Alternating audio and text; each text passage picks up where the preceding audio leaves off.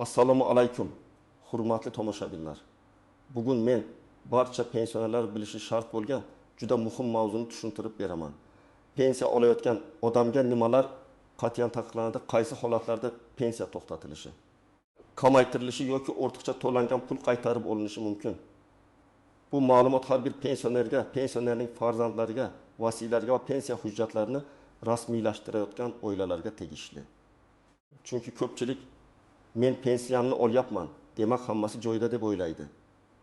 Lekin bitta xato ariza, bitta yashirilgan ma'lumot yoki bitta noto'g'ri hujjat katta muammoga olib kelishi mumkin. Shuning uchun videoni oxirigacha ko'ring. Hozirning o'zida kanalga obuna bo'ling, like bosib qo'ying. Chunki men oddiy odam tushunadigan tilda hayotiy misollar bilan tushuntiraman. Avvallari ko'p pensionerlar pensiya masalasini faqat oylik pul keladimi yoki yo'qmi degan nuqtai nazardan ko'rardi. Masalan, pensiya tayinlandi, har oy bank kartaga tushdi yoki naqd berildi. Shu bilan ish tugadi deb o'ylashardi. Ayrim holatlarda pensioner yashash joyini o'zgartirsa ham, ishga kirsa ham, chet elga uzoq muddatga ketsa ham, nogironlik guruhi o'zgarsa ham, oilaviy holatida o'zgarish bo'lsa ham bu haqda vaqtida xabar bermasdi. Davlat o'zi biladi, baribir tizimda ko'rinadi. Men aytmasam ham bo'ladi degan qarash bor edi. Hozir esa vaziyat ancha boshqacha. Davlat organlari o'rtasida ma'lumot almashinuv kuchaydi. Fuqarolik holati dalolatnomalari, bandlik, soliq, bank, migratsiya, tibbiy, ijtimoiy ekspertiza, kadastr va boshqa tizimlardagi ma'lumotlar asta-sekin bir-biriga bog'lanmoqda. Bu nimani anglatadi? Agar pensiya olishga ta'sir qiladigan holat yuz bersa, u ertami kechmi aniqlanishi mumkin. Aniqlangandan keyin esa men bilmagandim degan gap har doim ham yordam bermaydi. Chunki qonun bo'yicha pensiya oluvchi shaxs o'z pensiyasiga ta'sir qiladigan muhim o'zgarishlarni vaqtida ma'lum qilish kerak. Eng muhim qoida shuki, pensionerga yolg'on ma'lumot berish. Pensiyaga ta'sir qiladigan holatlarni yashirish, boshqa odam nomidan noqonuniy pensiya olish, vafot etgan shaxsning pensiyasini davom ettirib olish, hujjatlarni qalbakilashtirish. Ortiqcha to'langan mablag'ni bila turib ishlatib yuborish taqiqlanadi. Bu faqat tavsiya etilmaydi degani emas. Bu jiddiy huquqiy oqibatlarga olib kelishi mumkin bo'lgan taqiqdir.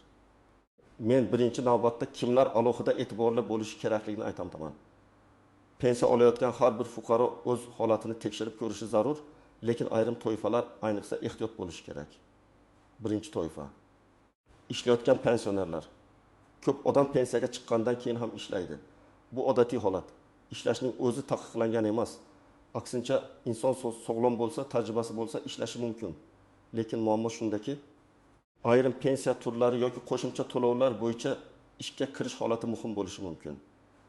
Masalan, fuqaro muayyan imtiyozli to'lov yoki ustama olayotgan bo'lsa, uning daromadi, ish joyi, bandligi haqida ma'lumot talab qilinishi mumkin.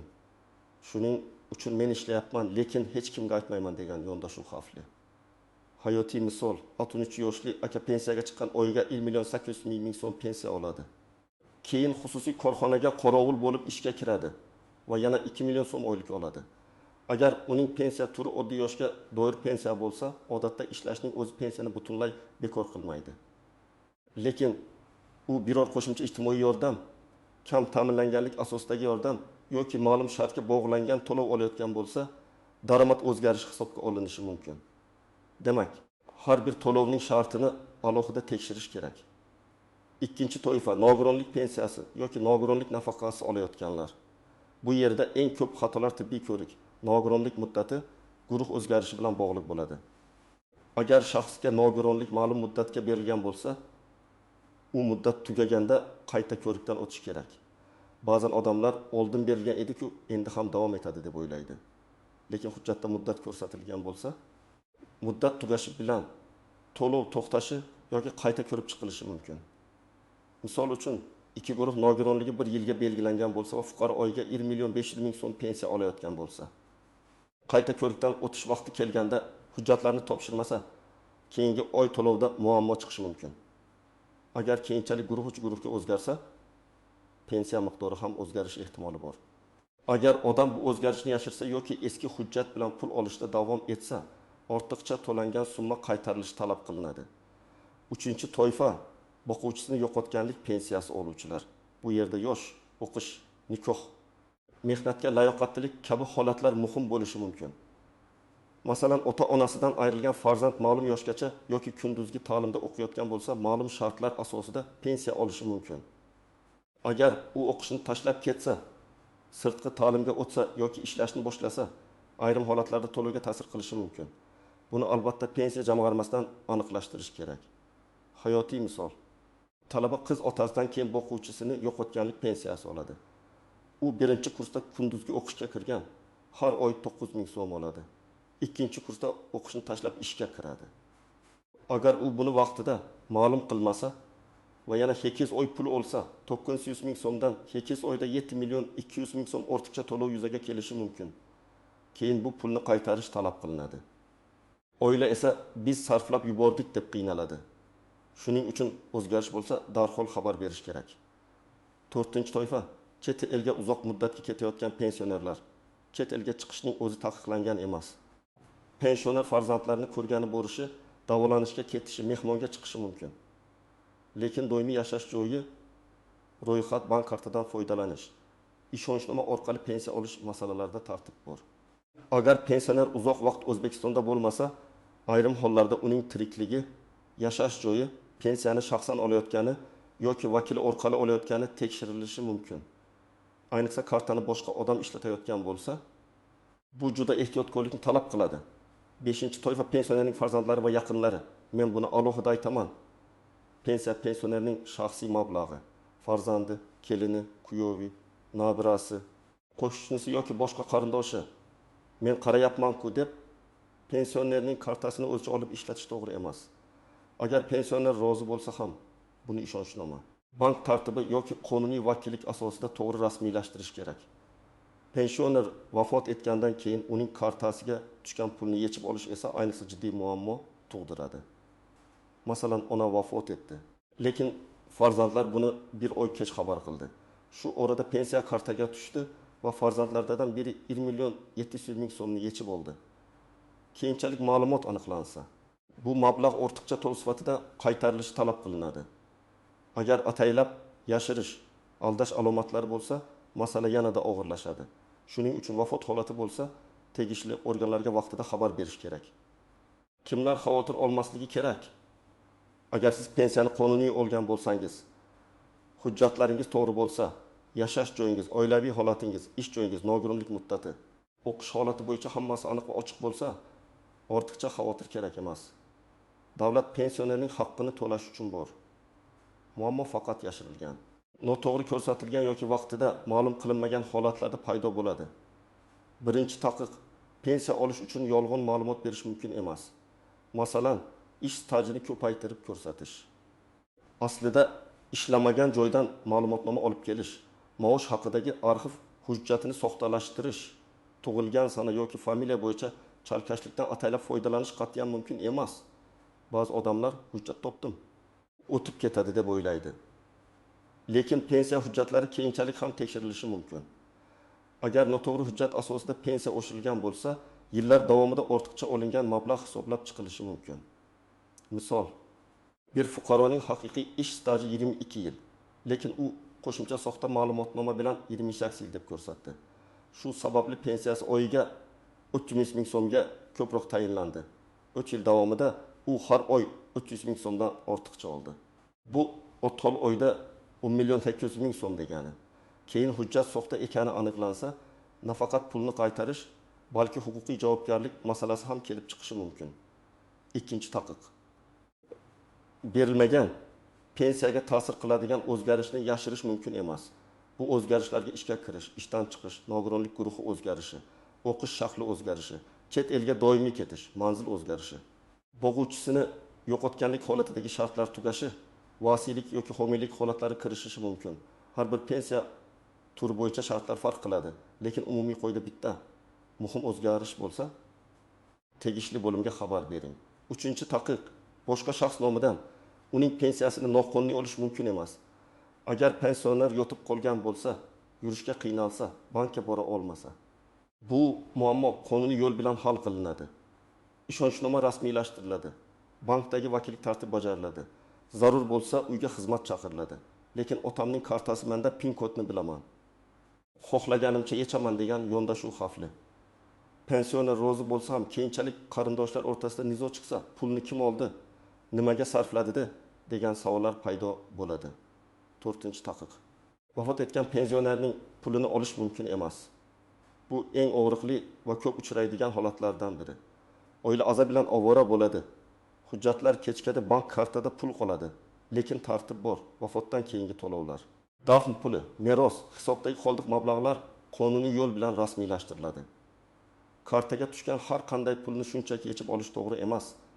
Ayniqsa vafotdan keyin kelgan pensiya odatda qayta hisob-kitob qilinadi. 5-taqiq.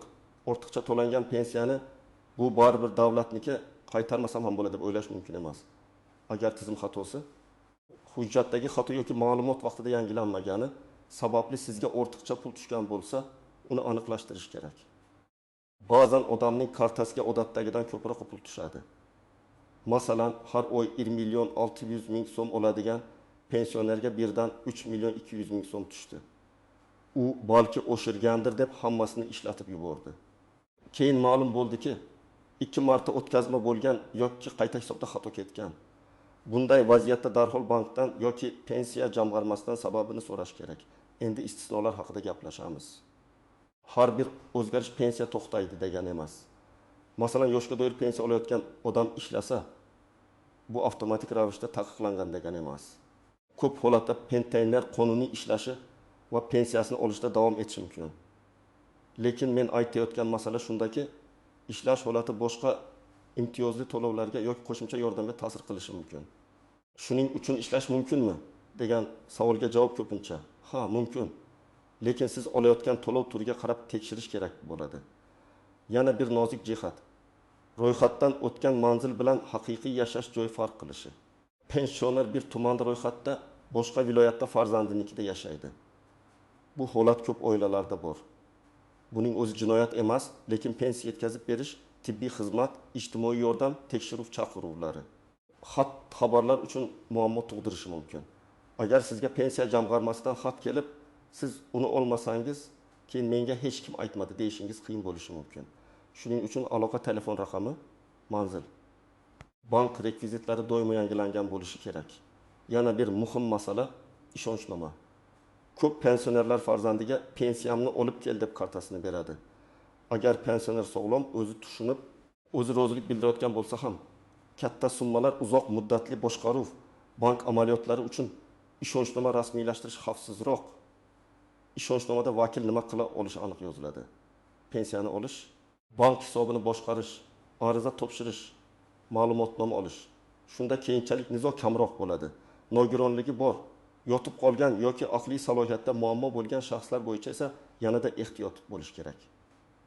Bunday holatlarda vasiylik, homiylik, qonuniy vakillik masalalari tegishli tartibda rasmiylashtiriladi. U baribir tushunmaydi. Men qarindoshiman deb uning pulini boshqarish mumkin emas. Har bir xarajat pensioner manfaatiga sarflanishi kerak. Dori-darmon, oziq-ovqat, parvarish, kommunal to'lov, kiyim-kechak. Agar boshqa qarindoshlar shubha qilsa, bank ko'chirmalari va xarajatlar bo'yicha savollar paydo bo'ladi. Endi eng kerakli qismga o'tamiz. Pensioner yoki uning yaqinlari nima qilishi kerak? Birinchi qadam, o'zingiz olayotgan pensiya turini aniq biling. Yoshga doir pensiyami, nogironlik pensiyasimi, o'quvchisini yo'qotganlik pensiyasimi, ijtimoiy nafaqami, qo'shimcha to'lovmi? Ko'pchilik pensiya deb hammasini bir nom bilan ataydi, lekin huquqiy jihatdan farqi bor. Farqi bo'lgani uchun shartlari ham farq qiladi. Pensiya jamg'armasi bo'limiga borib yoki rasmiy elektron xizmatlar orqali o'zingizning to'lov turini aniqlab oling. Ikkinchi qadam, hujjatlaringizni tartibga keltiring. Pasport yoki ID karta, pensiya guvohnomasi yoki pensiya tayinlanganini tasdiqlovchi hujjat, mehnat daftarchasi, arxiv ma'lumotnomalari, bank kartasi ma'lumotlari, nogironlik bo'yicha tibbiy xulosa, o'qish joyidan ma'lumotnoma, nikoh yoki vafot etganlik guvohnomalari kerak bo'lishi mumkin. Hujjatlarni uyda alohida papkada saqlang. Nusxalarini ham tayyor qilib qo'ying. Telefoningizda suratga olib qo'yish ham foydali, lekin asl hujjat o'rnini bosmaydi. 3-qadam, hayotingizda o'zgarish bo'lsa, kutib o'tirmang. Ishga kirdingizmi, ishdan chiqdingizmi, nogironlik guruhi o'zgardimi, talaba farzand o'qishni tashladimi, pensioner boshqa manzilga ko'chdimi? chet elga uzoq muddatga ketdimi? Bank kartasi yo'qoldimi? Pensioner vafot etdimi? Bunday holatlarda tegishli idoraga murojaat qiling. Eng to'g'ri yo'l pensiya jamg'armasining tuman yoki shahar bo'limiga boring, ariza yozing. Arizadan nusxa yoki qabul qilinganini tasdiqlovchi belgi oling. Arizada nima yoziladi? Juda oddiy. Masalan, men falonchi pasport ma'lumotlarim shunday. Menga tayinlangan pensiya bo'yicha quyidagi o'zgarish yuz berganini ma'lum qilaman.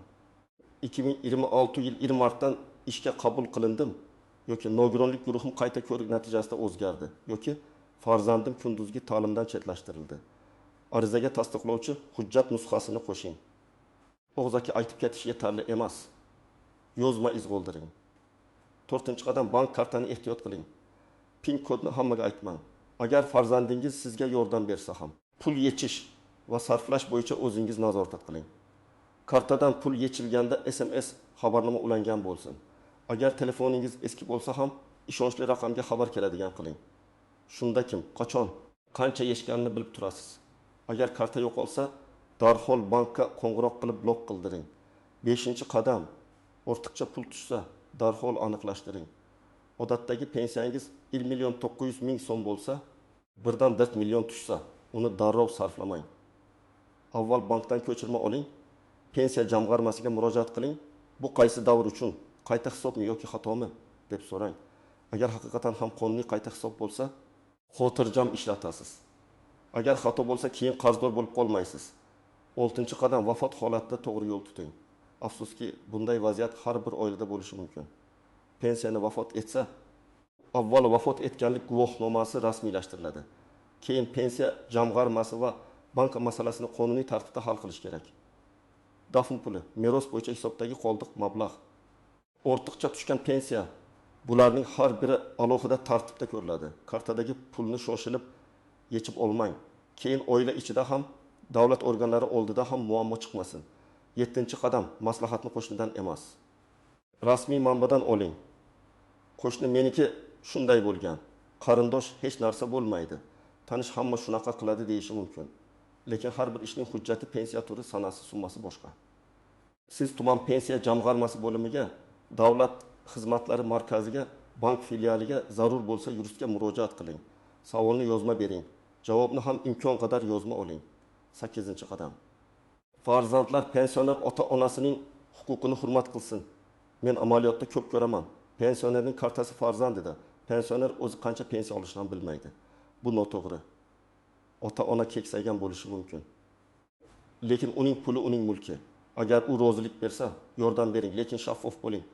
Har oy qancha tushdi, qancha dori olindi, qancha kommunal to'landi, qancha oziq-ovqatga ketdi, buni aytib turing. Bu nafaqat qonuniy, balki insoniy masala ham. Demak, bugungi mavzuning asosiy ma'nosi shuki, pensionerga pensiya olish taqiqlanmaydi, lekin pensiyani yolg'on ma'lumot bilan olish, muhim o'zgarishlarni yashirish, boshqa odam nomidan noqonuniy pul olish, vafot etgan shaxsning pensiyasini yechish, ortiqcha to'lovni bila turib ishlatish qat'iyan taqiqlanadi. Qonuniy yo'l bilan olingan pensiya sizning haqqingiz. Lekin hujjat, ariza, manzil, bank va oilaviy holatlar tartibda bo'lishi shart. Agar pensioner bo'lsangiz, bugunoq hujjatlaringizni bir ko'zdan kechiring. Agar ota-onangiz pensioner bo'lsa, ularga bu ma'lumotni tushuntiring. Agar o'zgarish bo'lgan bo'lsa, kechiktirmasdan pensiya jamg'armasiga murojaat qiling. Sizda shunday holat bo'lganmi? Pensiya to'xtagan, ortiqcha pul qaytarish talab qilgan yoki hujjat sabab muammo chiqqanmi? Izohlarda yozib qoldiring. Boshqalarga ham foydasi tegadi. Videoni foydali deb bilsangiz, like bosing, kanalga obuna bo'ling va yaqinlaringizga yuboring. Men esa keyingi videolarda pensiya nafaqaga, ish staji va ijtimoiy to'lovlar bo'yicha eng muhim masalalarni yana oddiy tilda tushuntirib beraman.